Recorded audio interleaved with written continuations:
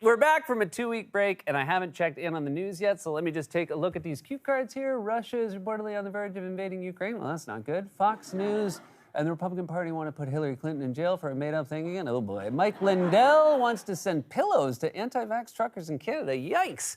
And Donald Trump took classified documents to Mar-a-Lago and flushed official White House records down the toilet. All right, well, anyone could have predicted that part. For more on this, it's time for a closer look. Let me tell you how hard it is to be a talk show host. It's not. But there are still some rough moments, okay? For example, 2 weeks ago, we went on break for the Olympics, and then a few hours after we taped our last show, I'm at home, minding my own business, when I see this headline: Masked Singer judges walk out after Rudy Giuliani reveal. And I didn't have a show to talk about that. I couldn't talk to my kids about it because, long story short, they're Trump supporters. I don't want to get into it. They're doing it to punish me. I don't think they actually believe it.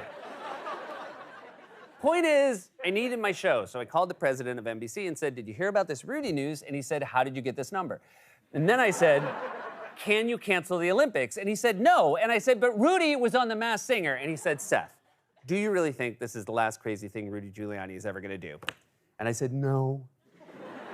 And he said, "Okay, don't ever call me again." But I did find a solution. I took my desk to Central Park and I did a monologue in the middle of the night for all the joggers and squirrels.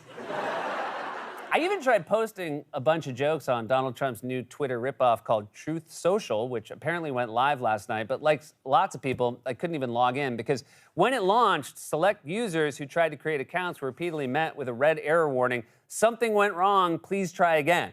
Though by the time you find yourself signing up for Donald Trump's social media site, something already went wrong. But I'm guessing they'll try again. If you were first in line to sign up for Truth Social, you probably got some free time on your hands. Well, I'm just sitting here waiting for JFK Jr. to reappear at the Meadowlands with Elvis and the Loch Ness Monster to prove the election was stolen. I guess I'll try logging in again. I really enjoy how vague the error message is. Something went wrong. Like, even they don't know what the problem is. Usually you get an error code or something, but Trump's site just gives you a shrug emoji that says, "What were you expecting? This thing's a cluster." Which makes sense, because the guy in charge of the site is former GOP Congressman Devin Nunes. Remember him? The guy who always looks like the valet who forgot where your car was or what cars even were. He said on Fox News this weekend he was hoping the site would be fully functional by the end of next month. This week we'll begin to roll out people on the Apple App Store. That's going to be awesome because we're going to get so many more people that are going to be on the platform. And then look, our goal is, and I think we're going to hit it. I think by the end of March we're going to be fully operational, at least within the United States. By the end of March? This is the digital age. Everything is measured in nanoseconds, and you're moving at the speed of Civil War letters home. So anyway, I was too late for the Rudy news, and I couldn't post about it on Trump's site. But unfortunately, there are plenty of other Trump-adjacent pro-coup weirdos up to their usual weirdness. Just to give you an idea of how insane the world is right now, here's a real headline I came across the other day. MyPillow CEO Mike Lindell and 10,000 pillows blocked from joining Ottawa protests. So Lindell wanted to show his support for the convoy of anti-vax truckers paralyzing Ottawa by sending them pillows, but he was blocked by the Canadian government, which he explained on far-right TV channel Newsmax from what to me looks suspiciously like a fake private plane. Tell me what happened today at the border. Did you get the pillows in? No, we got a new permit.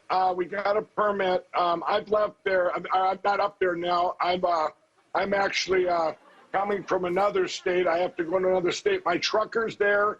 He's going to cross into tomorrow morning. They made us get another permit. It's another permit. I don't know, regulations, red tape.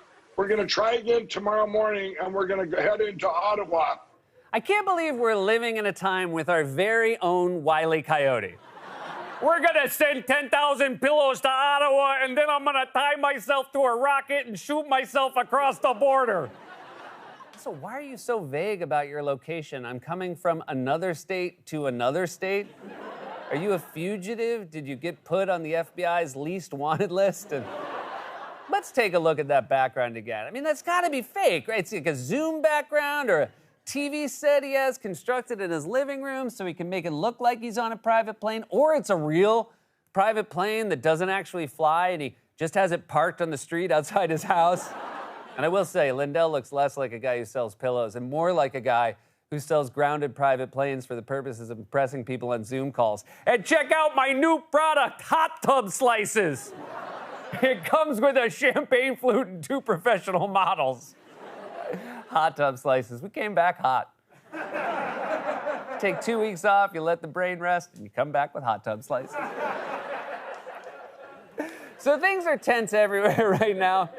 As we speak, hundreds of thousands of Russian troops are amassed on the Ukrainian border amid warnings of an imminent invasion by Russia. Now, I'm no foreign policy expert, but my personal opinion is a war would be catastrophic and the world should do everything in its power to prevent one, which is why I'm glad world leaders keep insisting diplomacy is still an option, including the possibility of a summit between Biden and Putin. Overnight, President Biden agreed in principle to meet with the Russian leader, Vladimir Putin. This was in response to a proposal from the French President, Emmanuel Macron.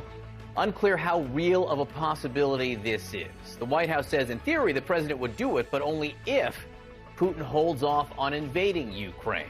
Fine, go for it. Anything to stop a war. Let Biden meet with Putin and put him to sleep with stories about the mean streets of Scranton and the Acela schedule for the Eastern Seaboard. It's still better than the summit Trump did, where he screamed at reporters about insane conspiracy theories and held up a soccer ball he got from Putin like a kid on Christmas who was expecting a PS5. This isn't what I meant when I said I wanted to play FIFA. I mean, maybe Biden can give the soccer ball back to Putin. Sorry, it's a little deflated. Trump sat on it. He thought it was an egg and treated it like a Horton situation. Obviously, world leaders must do everything possible to de-escalate and pursue diplomacy, and yet some Republicans and right-wing pundits have claimed the crisis is actually just a manufactured distraction by Democrats to divert attention from, among other things, Hillary Clinton, who has once again become an obsession for them for reasons that, unsurprisingly, are total bull. Is it all just a ruse? The administration hitting the panic button on Russia? I questioned whether or not the whole thing was a ruse, with Jake Sullivan coming out so hysterical over the weekend, telling us to get out of Ukraine and that Russia is going to invade today.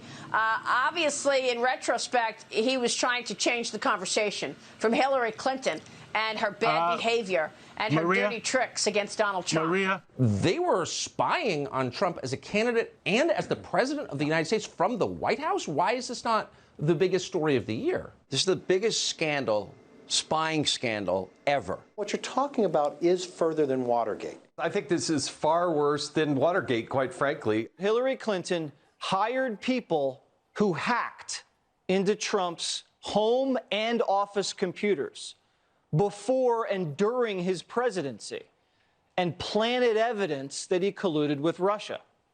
Yeah, you heard that right. Yeah, we heard that right. You just said it wrong. Because none of it is true.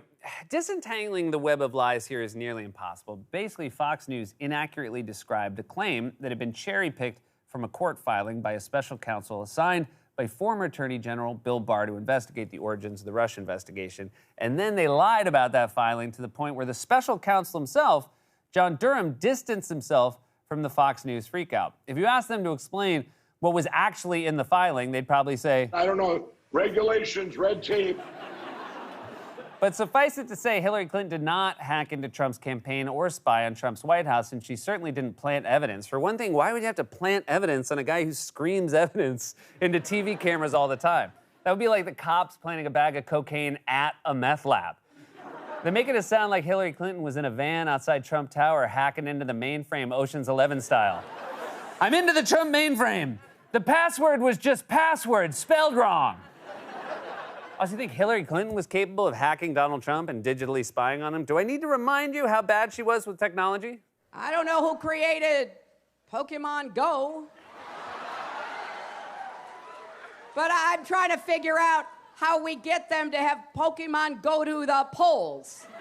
Yeah, that person hacked Trump's campaign and planted evidence. Sounds like my mom drunkenly asking me how to use FaceTime on my tablet. So it's called an iPad. Does that mean you need an iPen? Do not take away my gin and tonic. I mean, my God, it's been years and they're still obsessed with Hillary. I'm going to tell you what my therapist told me about the Rudy Giuliani Masked Singer news. Let it go. And yet I just can't quit you, you goofy bastard. Of course, if anything, it was Trump who was tampering with evidence. As we now know, he reportedly had a habit of flushing papers down White House toilets, so, happy President's Day, and that some of the White House documents that Donald Trump improperly took to his Mar-a-Lago residence were clearly marked as classified, including documents at the top secret level. Trump probably let the guests flip through them for an extra fee when they booked their stays. Okay, so the breakfast buffet is $100 extra. There's also a day pass to the swimming pool and spa that costs $200. And for $300, you can peruse a classified Pentagon document that confirms the existence of aliens walking among us in the form of Midwestern pillow salesmen. So just the spa? Okay, just the spa. The right keeps ginning up manufactured outrages about their favorite targets because they don't have anything serious to talk about. They're too busy dismantling democracy, sending pillows to Canadian truckers, and going on The Masked Singer, which, if you ask me, is far worse than Watergate, quite frankly. This has been A Closer Look. God's Love We Deliver cooks and brings over 2 million meals a year to men, women, and children living with HIV, AIDS, cancer, and other serious illnesses, and they need your help now more than ever. If you're watching this online, you can hit the donate button. Stay safe, get vaccinated. We love you.